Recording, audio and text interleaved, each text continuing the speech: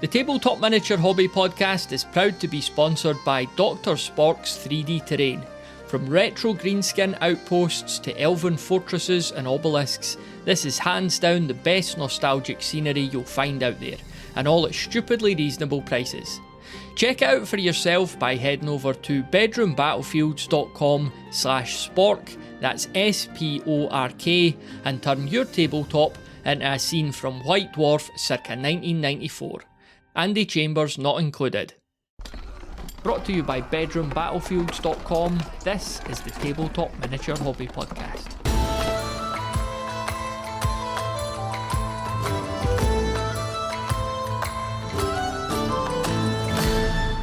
On this episode of the Tabletop Miniature Hobby Podcast, I'm delighted to be joined by Mantic founder and industry veteran Ronnie Renton.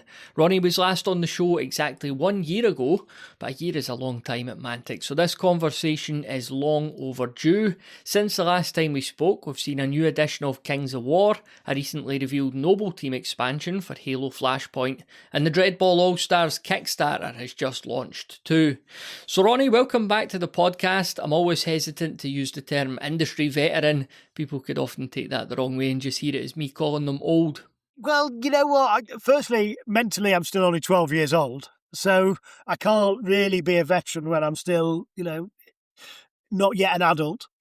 But yeah, it's, I've been at Mantic. Mantic's been going longer than I was at GW, and I was a pretty long-serving GW guy. So I think there's two things.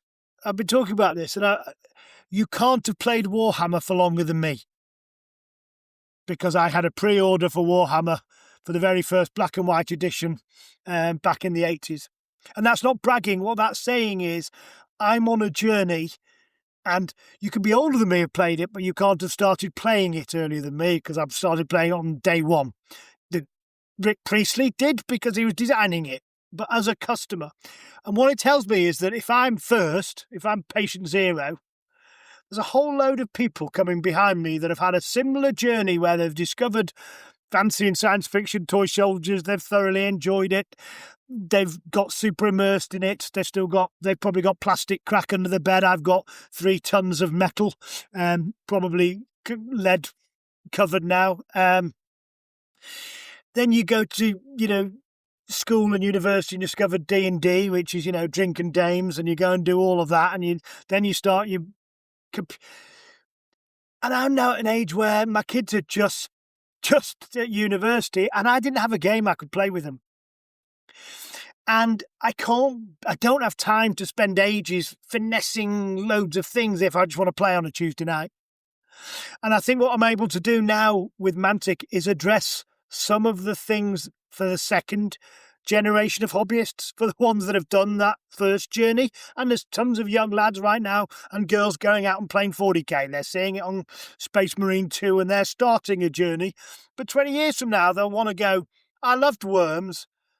Here's a board game where I get the concepts quite quickly, because I understand toy soldiers and rolling dice and moving from hex to hex and 2 wounds and things. But I can play it with my family and friends. I can play it at Easter with, I played it with Easter with my family. We were just talking about your Dungeon Saga boxes just over your shoulder there, which was still the best packaging we've ever done. And how your daughter's enjoying it. And we made Dungeon Saga Origins for dads and mums to play with their kids, or uncles and aunties to play with their nephews and nieces, because it's just fun enough and compelling enough. But you're just happy spending time with them, and they're not spending on their computer or on their phone. And I'm able to now finally manage to go to a place where you can go, we can do this. We can go out, and I think there's an audience for this and for this and for this. And until 5 years ago, whenever the problem was, my answer was Kings of War. We had Kings of War, we had some Terrain Crate, but that's what we made. And therefore, to get it, or Dead Zone or Firefight, but they were all the same thing. A lot of, hobby building. Even Dead Zone, as Rob Berman used to say to me, I said, Dead Zone's an interesting, easy skirmish game. And he goes, Ron, you paint 10 figures, yes. And then the terrain takes 2 months. Kings of War, hi, welcome, come join Kings of War. 400 figures. 60 if you're playing ogres. See you in 6 months. The £100 is the easy bit. The getting it painted, glued together on the gaming table, that's the hard bit. So things like Halo have changed who we are and what we're able to do. Dreadball on one side, and crazy hardcore grognard products like Epic Warpath, which is 1,000 figures on a gaming table on the other. And I think that's been the year. It's been a fun one because we now suddenly have a real array of things that are appropriate to different people, but I think hopefully give you the same experience, which is unbridled joy while rolling dice and moving pieces of plastic. That is a great response, Ronnie, because my first question was actually going to be, what does a modern tabletop game need to do to survive in 2026? But you kind of got into a lot of that already. You anything to sort of add to that?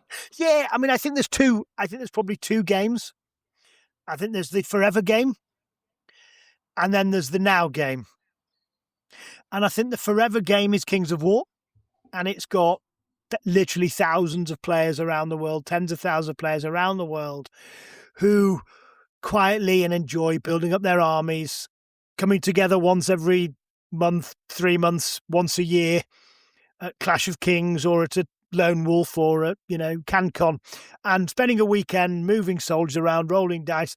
And there's always one of those units somewhere on your painting table. Epic Warpath is one of those as well. And these are long-term, joyous hobby projects that you play the game as often as time allows. And then there's Now games. And I think Now games are things where me and the lads, me and the club, me and my mates are going to play for 3 months. We're all going to do this for a while. And I can paint it up quite quickly. I can paint it up in a month or so, get it on the gaming table. So I'll buy it in February. We'll play March, April, May, and then something else will come along. And I think it's very, very rare that you can get something that people are playing all the time, consistently. But what I do think is if you fall in love with the game, like Dreadball and now like Dreadball All-Stars, and you play it, and then the company comes along and says, right, you've all got your teams, you all know how to play, you've not played for 6 months, here's a new arena, here's a new thing with just a tweak, you'll go, oh, should we do that again? Yeah. And you kind of dip in and out, and I think you probably do 2 or 3 of those a year. So, and I think most people nowadays have a couple of the skirmish games and 1 or 2 of the big Forever games. And our challenge as a company is to make sure that we have the excitement and fun of the Nows while still paying attention and respect to the Forevers. What have you learned about player behaviour that surprised you over the years? If you give the keys to the asylum to the loonies, they'll make the game that they think they want. And actually, you've got to be very careful.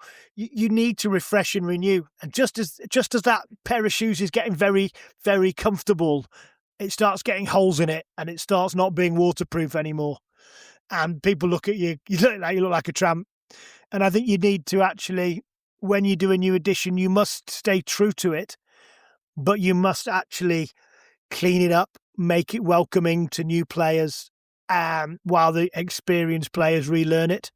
But you've got to keep investing, and if you stop welcoming new players into your game, it will die. And the very thing that people love about the game, they'll lose because it no longer gets supported or invested in. Yet, often the rules that they want you to write are anti-newbies, and it's because they can see one tiny thing that's wrong with one tiny part of the game in one tiny instance, and they want to start writing rules to put that out, as opposed to going roll a 4, 5, or 6 when it happens.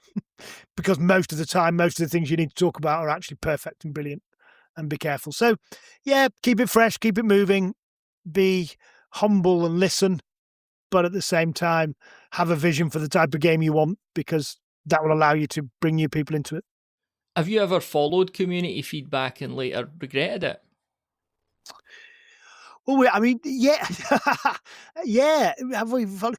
I think the danger is that most people, most of the time, are mostly happy, and therefore don't go on the internet. And therefore you've got to be careful about what you read. And I've got a good example of this, and I won't embarrass the chap, Sean. But he's a long-time fan of Mantic, comes up to our open days, a lovely, lovely fellow, a grown-up, as I would call them, he has a good sense of perspective. And we were launching our Walking Dead STLs. Now, we launched the Walking Dead game, All Out War, about 8-10 years ago, made a beautiful range of plastics. It's a lovely game where player versus the environment, because the zombies are absolutely lethal. And if you start shooting guns, they'll just come over and mob you. And what we did when we made the games, we made kind of two games. One game was the player versus environment, but we also created a whole load of scenarios that follows the story arc from the comics, so you could recreate the scenes.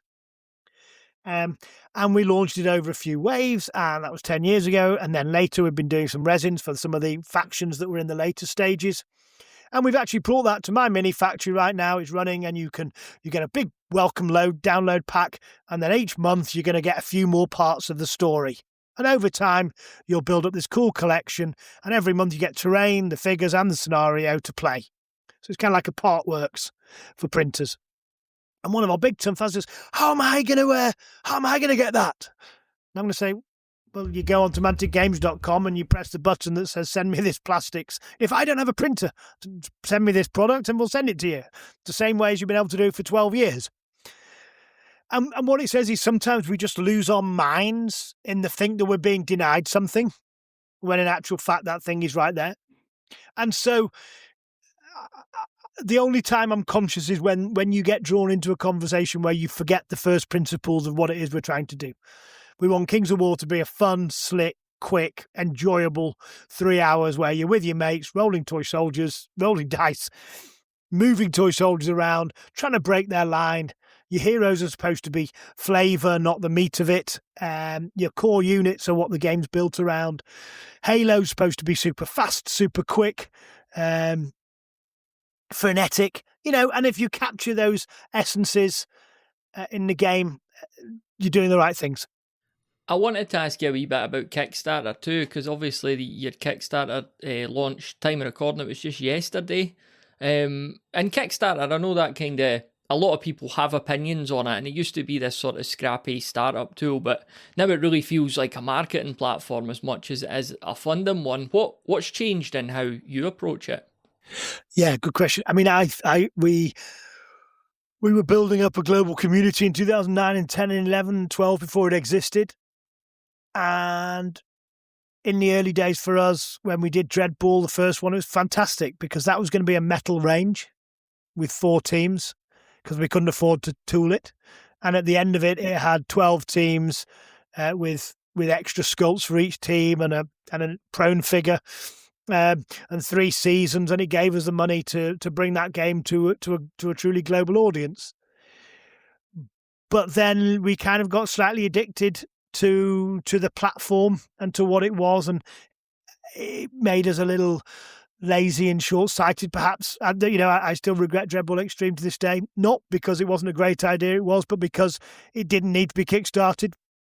We needed the Season 4 book to come out for the community that were playing the game. And I realised we were spending money on tools and we were never running those tools again. That was all it was. And sometimes you get lucky or you planned well with Dreadball and it had a very big life after the event. But sometimes the Kickstarter was all it was.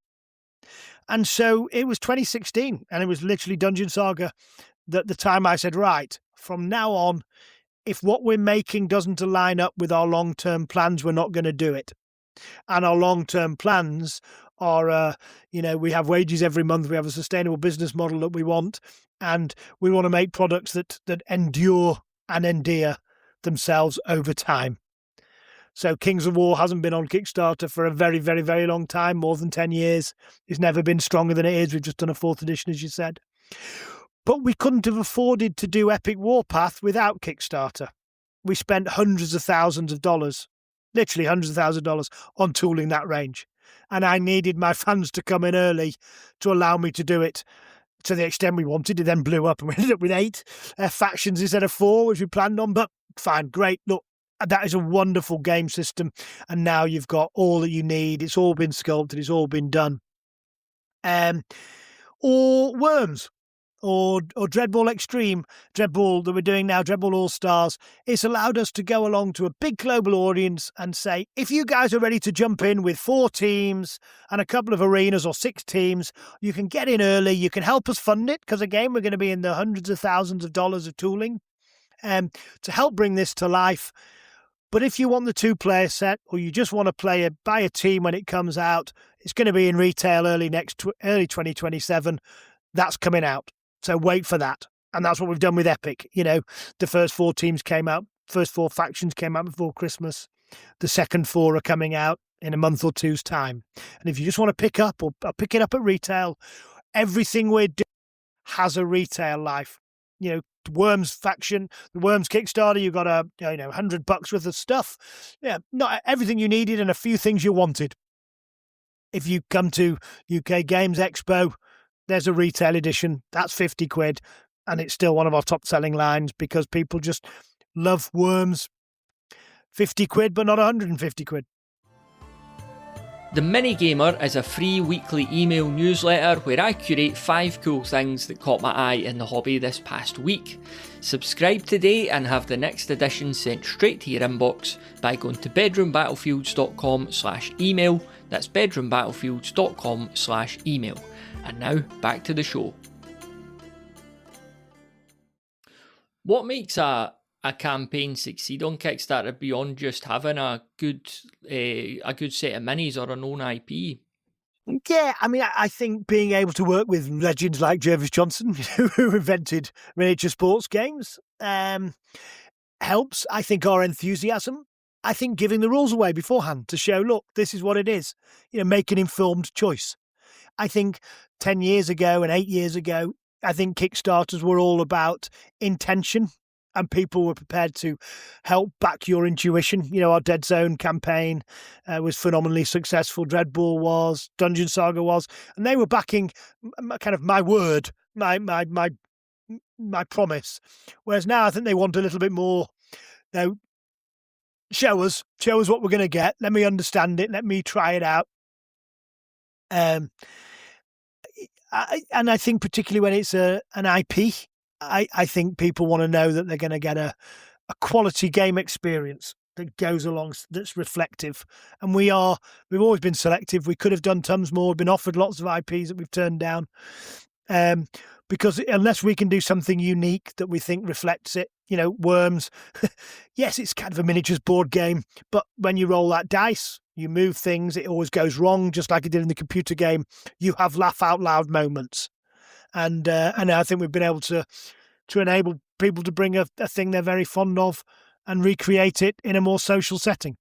And so I think you have to get all of it right these days. And we're very modest. We want to fund the tooling, help it get off to a great start, get it to where it needs to get to, with a view that it's got longevity. Our terrain crate range, that we did multiple times, the trees, the treasure chest, the dungeon doors.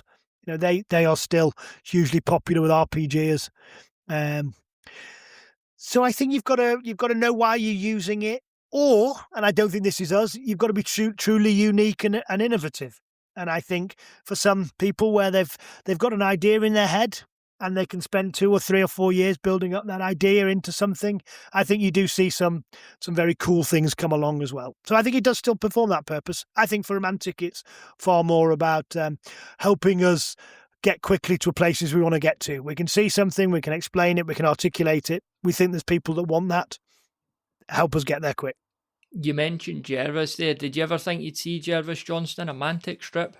Yeah, no, I didn't. I probably should have done. Obviously, once we got Alessio to write Kings of War, which I think was the game he was born to write. I think that and Bolt Action are the two games that he, by this point, he's a 15-year rules vet, and he got 2 blank sheets of paper, And with Kings of War, I said, I want write the rank and flank game that you've never had chance to write. Because in the past, all you could do was tinker with the existing system. They were never given a blank sheet of paper to go and write the game that they were capable of doing. So I probably should have been a bit more, as these legends are kind of retiring and moving into the next phase. I probably should have been a bit more aware of it, but you kind of just don't think about it. And then we were talking about Dreadball coming back. How could we properly launch it to a whole new audience? And I think by the end of it, I loved it. I loved Dreadball, the game. I think it was just phenomenal. But we'd done the teams. It was ending up with 28 teams kind of vanishing under its own weight. It wasn't appealing to new people to dive in. So we were talking about how we could launch it and what we could do to reinvigorate it. So when we started working out that this was the All-Stars version, this is the World Cup version, as paid for by your corporate sponsors. Actually, why don't we go and get the guy that invented the genre to write it? And because he gets on well with Alessio and with Newen, I think we've been for a drink. I had that brainwave, which isn't really a brainwave, is it? It's kind of bleeding obvious, but. I just said, would he be interested? And, and at that point, we were ready to do something entirely new. I think it had to pay homage to the Dreadball that was, but it mustn't be a rewarmed. It wasn't the third edition. It was Dreadball All-Stars. This is the World Cup rules. This is the OTT, outrageous playing, but also here's 5 players, here's the superstars, and they play as they play. And what Jervis did was made loads of cool links and the team style, along with the way the players play, along with the event deck, creates just a very fast, fun game experience. But once you know it, everything you need's on the card. You won't need to look up the book. It's clever. He's been a very clever guy with it. And it was a joy to work with someone who just knows how to do it from beginning to end. There's a lot of people in the hobby who already feel like they've got everything you need. How do you think about that kind of player when designing new games, and what do you think actually makes something worth adding to an already full hobby life? Yeah, and that's where I think I start now with what problem am I going to solve? And I'll give you 2 examples of this where I think we've done it pretty well just in the last 3 months. We've just put a product called We've just made a box that's called the Kings of War Fantasy Battlefield set. And it's going to come out that's Kings of War specific, but actually we're going to launch it as a terrain crate battlefield range in a couple of months, because it's got 2 hills in it. And the hills are sturdy enough you can put things on them. The edge of them's quite steep, so there's not a lot where you've got a thing hanging over the edge and tilting over. And you can be on the top of the hill very quickly at the bottom of the hill. So if you're playing a round place game, you're either on or off. So it's very quick to transition from one to the other. If you're playing Kings of War, you can just put a little ladder underneath it and hold it exactly in place. But you paint them up, they look fantastic. The buildings are card assembled. You can glue them if you want to, but you can also flat pack them. The trees have a neoprene template, and then you put 3D hard plastic trees on them. So it has the visual aesthetics of a lovely looking war game, but the precision that you know whether you're in or out of the woods.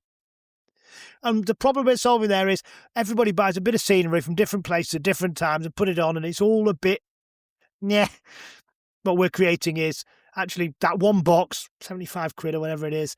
You've got a war games table that you can play Kings of War on, but you can play any game on. Exactly and specifically, and it still looks great. It's thematic. And that's solving that problem of one click, take my problem away. I want to, and by the way, rolled out mat. So you can play it on the kitchen table, and at the end of it, you can clean it up and not get in trouble that you've left the place looking like a tip. Dreadball, Extra All-Stars. I think people want fun. And I want the rules to be the same when I play in 3 months as they are today. I want to be able to know the core mechanics, and me and Bob and Jack and Jane are going to come together and we're going to play this game. We're going to play 3 games of it on a Saturday night. We're going to start at 5 o'clock. And halfway through the first turn, I'll have remembered the rules again. And then I'm going to have some fun. I'm going to laugh out loud, rolling dice, drinking some beers. And I'm going to pack it all away again. And I'm going to say, that was great fun. I'll see you in 3 months. And instead of playing on the normal pitch, we're going to play the urban version or the anarchy version. But don't worry about it because the pitch is set up. The anarchy version has, rules that change, but the rule changes are on the cards. The event deck just entirely changes. You don't need to mess around moving things around. And so I think what's the problem with solving is coming together and having fun with people who also like playing with toy soldiers. And in the meantime, you can paint your soldiers up, which is part of the hobby that we all love doing. And so I'm trying to make it easy, fun, and solve. Actually, on Thursday, I don't want to remember to have to do an army list. Just turn up and give me a fully balanced army. I'll read my notes and I'll play it. Okay, we'll do that. We'll take all that away for you. What hooks are there for, the obvious target audience for this is Blood Bowl players. Like, what hooks are there to get them to try this game? Yeah, I think it's Blood Bowl players. I think it's anyone that plays miniature games. Because it's an as well as game, not an instead of game. You're not going to play this instead of Blood Bowl. You're not going to play this instead of 40k. You're not going to play it instead of Kings of War. You're going to play it as well as. Because if I'm playing Kings of War, I know I'm going to play it a good chunk of time in advance. I'm going to make sure I might be going to a tournament, or I might be going along for I'm going to meet Bob on a Thursday night. This is an hour game, not a 3-hour game. The teams are built for you, so you can literally read the cards. Usually the first time you play, you just use their stat line. And then the second time you go, oh, if I'd used that skill, I could have done that thing that I wanted to do. It was there. And then the second and third time you play it, you really start seeing all of the things that Jervis has built in. But it's fast, it's quick, it's 14 turns. It is very dynamic. It's far more ice hockey and basketball. Yeah, I go up and score, you go up and score, I go up and score. But if I can stop you scoring, that's when I get the swing point. That's when I get the moments. So I think it's an as well as game, not an instead of game. I think it's a game that you just can pop out and play. And then because I've been doing this, I saw what I did wrong. I did wrong with Dreadball and how it withered. By the time we were putting it right, it was too late. I've built these other tournament packs where they're not only the Anarchy Arena where the rules change during the game. The event deck changes. These things happen. It's hot and cold. The scoring zones move around. But also, we've built a campaign element into it. So if you're all going to play 3 games, let's all play 3 games tonight. And whoever wins, whoever's got the best win ratio, gets the cup, which they get to keep, and a card. And that card goes in their card deck. And forever and ever, they've got that card now. So there's a legacy angle that I've taken from board games and said, no, there you are. But we're going to give you 3 of those cards so you can play this tournament 3 times. But there's only 1 cup. So when Bob loses it next time to Jane gets the cup. And the cup gives you a re-roll in the game. But you have that on your pitch, on your side. I'm this year's champion. And so we're kind of going, look, if you visited an arena and played it 3 times with your 4 or 6 or 8 or 12 players, I think you'd have had an enormous amount of fun there, and you'd be ready for another tournament. And in 6 months, we'll pop a new one out, and we might put 1 team out. And so someone can go get another team, or a couple of people pick a new team up. But I've thought about, and we've worked with the team on a whole 3-year plan for supporting Dreadball All-Stars, for you to pop in and play it once every 3 or 6 months. By us keeping it fresh. So you can play it 4 times a year. But once a year, twice a year, here's something new that just freshens it all up. But at the same time, doesn't change it. Doesn't mean you have to run out and buy this faction. Doesn't mean that everything you've learned, you've got to relearn because this book, if you don't have this book, you can't play. No. That's not what we're doing. Do you find hobbyists and gamers harder or easier to please now compared to, say, 10 years ago? I think there's more choice. And I think that poses the challenge of getting to a critical mass of gamers. Because I think, one of the challenges, I'd love to play this game, but I can't find anyone locally to play. And so a lot of our effort, Alex is currently running a slow grow for Kings of War and Champions. Because getting from purchase to gaming table, I think, is a hard journey, and it needs to be rewarded and supported. But I think, touch wood, we're of a size where we can help people do that. Our online tournaments and organised play packs for Halo have allowed that to kind of spring up, and that is very much a younger audience for us than our traditional Mantic fan. They are 10, 15, 20 years younger, but now we've got two audiences. So I think there is more choice, but I think if you can enable people to navigate that, to deal with the issues that they have, quite rightly, I can't find a game, therefore I can't play it, and say, look, we'll help you do that. I think the requests they make are very reasonable. I think you've just got to be mindful of people like, oh, you've killed Dreadball. I say, well, how? It's in exactly the same state as it was yesterday. What I'm hoping to do, for example, last year we did the Epic Warpath 10 mil. There was more people playing in the Warpath universe and painting and knowing what Forge Fathers were and Asterians were last year, the end of last year, beginning of this, than ever before. And now when we come along and say, hey, here's Dead Zone and here's Forge Fathers, they go, oh, I love Dead Dwarf. I love those heavily armoured dwarves in space. Asterians, oh, I love those fast, elves in space.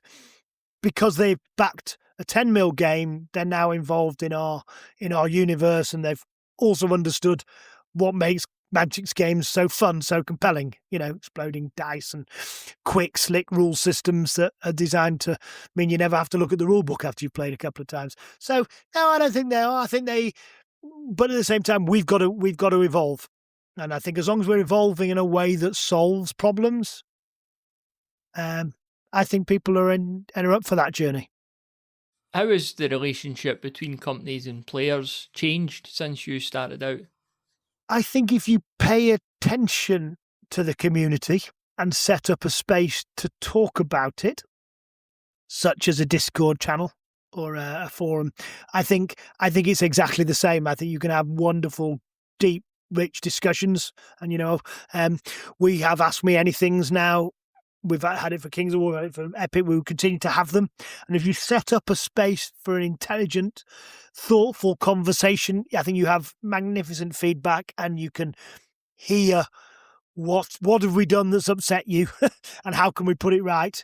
And it's our problem to put it right. And have we upset all of you, or have we just upset one of you? Because if it's like, oh, you made my army this, you go, well, yeah, but look at your army. There's no bloody units in it. It's all heroes and wizards and magicians. You need to put some, the game was designed for core units. You need to put some in, mate. And you can have a sensible shouldn't there. Okay, yeah, fair enough, yeah. If you want a hero game, play that one. Or similarly, oh, look, you've just tweaked that and it's just made this a bit too tough, and therefore shooting's not fun anymore. Okay, yeah, that's fair enough. Well, every 6 months we've got a book. Let's look at it. We've got FAQs and erratas. But I think the danger is if you go on to the social media and you put something up that's joyous and someone's got an agenda, they get on there and they start banging away. I think you can then start thinking, oh my God, what have we done here? You overreact or you worry about it. If you then say, so I think when we put Kings of War up, I said, listen, here's the things, here it all is. Play a couple of root games, because what you're trying to do is you're trying to impose the army list from 4th on your understanding of the rules from 3rd, but the rules from 3rd have changed. They're now 4th, and the way that plays is different. And suddenly people go, yeah, okay, I'm going to go and play a couple of games, and then they come to the Ask Me Anything, they come to the forum, and you have powerful, rich, enjoyable two-way discussions. But I think you've got to be very careful about believing what you read on the internet. You can get a sense of it, but until you actually create a proper dialogue, you can either under or overreact or panic or let yourself get confused. So by all means listen, by all means get more of the community, but do it properly. Yeah, that's the thing about the internet. 2 or 3 people could come across sometimes as hundreds of people just because of how vocal they are. So you need to always be mindful of that. And we've fallen for that. We've been panicking and addressing things that was a single person issue. That if you'd had a dialogue with them and said, would that solve it? They'd go, oh, yeah. Okay, phew, we thought the sky was falling in our head. If you're one of those kind-hearted people who tips their servers, taxi drivers and bar staff, how about tipping your favourite podcaster too? And if you've any money left after that, how about tipping me?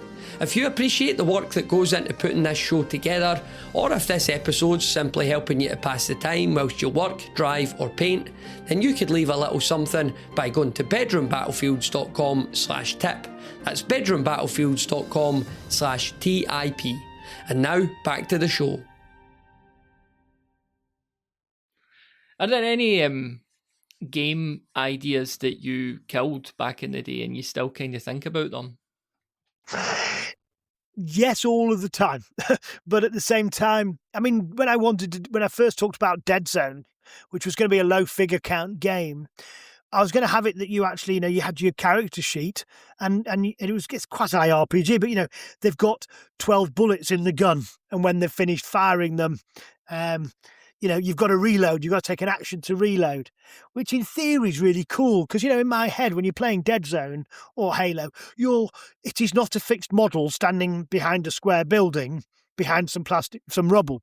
It is a guy with a gun at speed running and shooting and throwing grenades and interfering with some guy you can see 30, 40, 60 meters away who's doing the same back.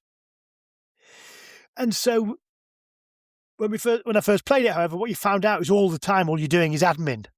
How many shots have I shot? Burst of 3. So it was kind of boring.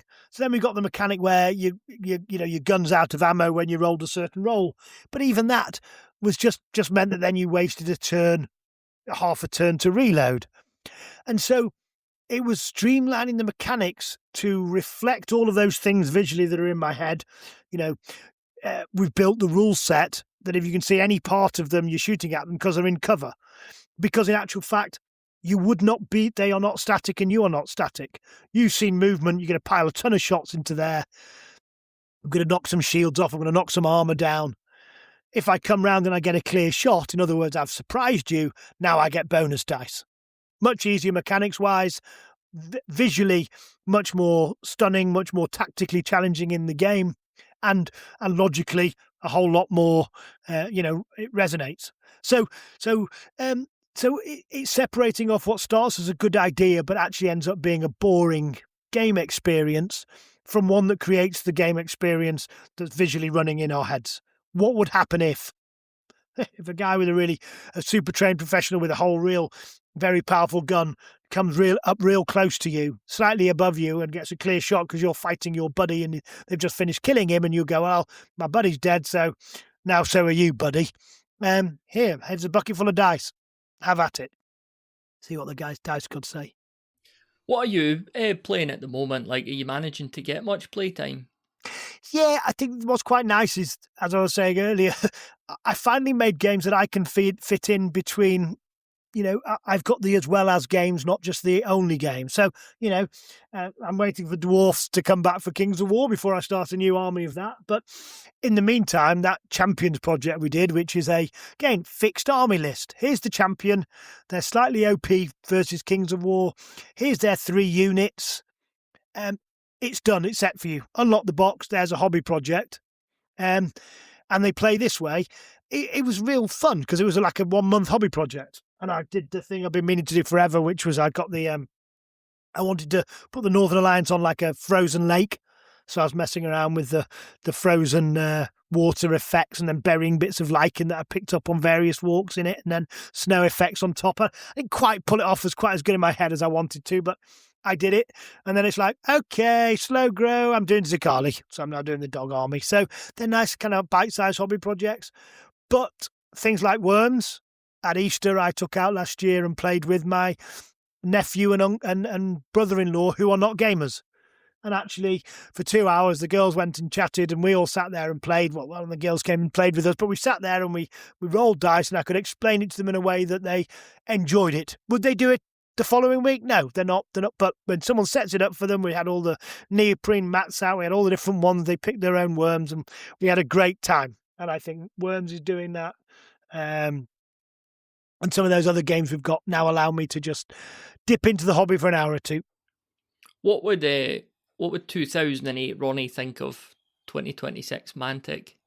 Yeah, You could that's a peer good into question. a crystal ball back then. What are you doing still working, you old Duffy? You're supposed to be retired by now. And the old 26 one would say, what else am I going to do? This is what I've done all my life. It was my hobby from forever. When I had Airfix 1/32 scale figures at 3, I was selling toy soldiers in the playground at 12. I think this is my journey. And what else do I want to do? I don't want to do anything but this.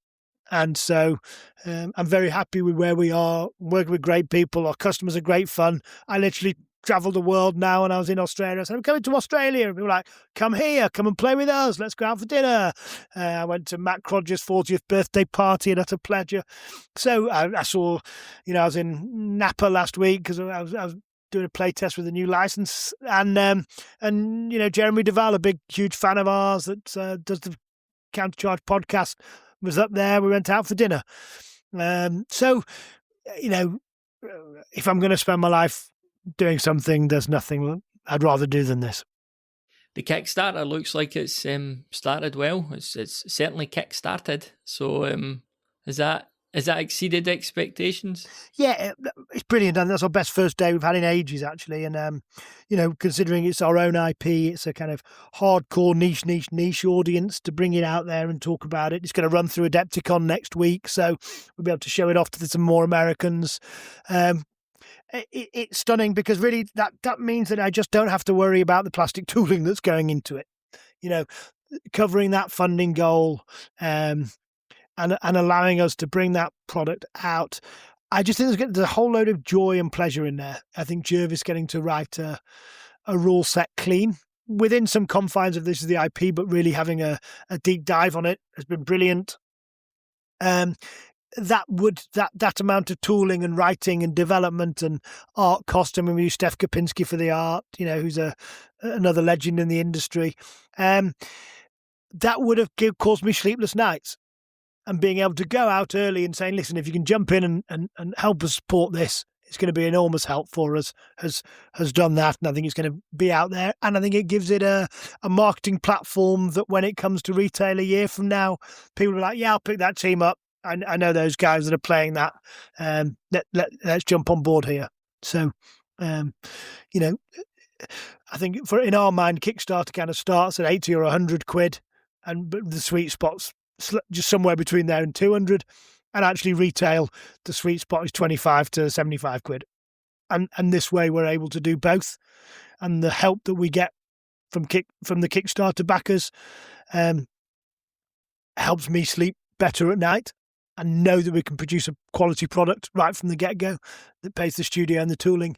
And I think they know that we're going to deliver it and it's going to be great. And we can then bring it out to retail and double the audience at that point. Yeah, well, of course, put a link to the Kickstarter in the show notes. This episode will go out on the 26th, so the listener will still have 6 days to get a wee look on there and see what they want to do. Thank you very much. And go and have a look at it. The rules are up there for people to have a try out. It'll still be more than funded by then. It should be bigger and better than ever. But we're also, as we're all grognards, there's no stretch goals. Here's what you get in a box. It's great value. It's half the price it's going to be. And there's a couple of tiers, including the lunatic. Get scarves and hats and big pointy fingers. But jump in wherever you feel comfortable at. Thanks for your help. We think you're going to have a whole heap of fun in here, but you can actually look at the game before you decide, before you buy. The sculpts are all done. You can see them. You can see what you're getting. We just need to make sure, funding to help tool it, make it, box it, and deliver it. But thank you for sharing the link. Huge thanks to Ronnie for taking the time there. I really enjoyed that chat, and I'm sure you did too. As promised, all links are in the show notes, and if you're new to the podcast, please be sure to hit subscribe or follow on your listening app of choice, and then you'll get all the new episodes delivered right to your door, right to your smartphone machine automatically.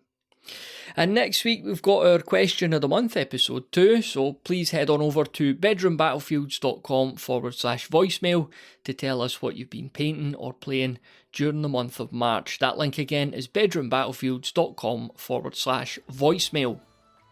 Alright, that's enough from me. Thanks as always for listening, and we'll speak again on the next one.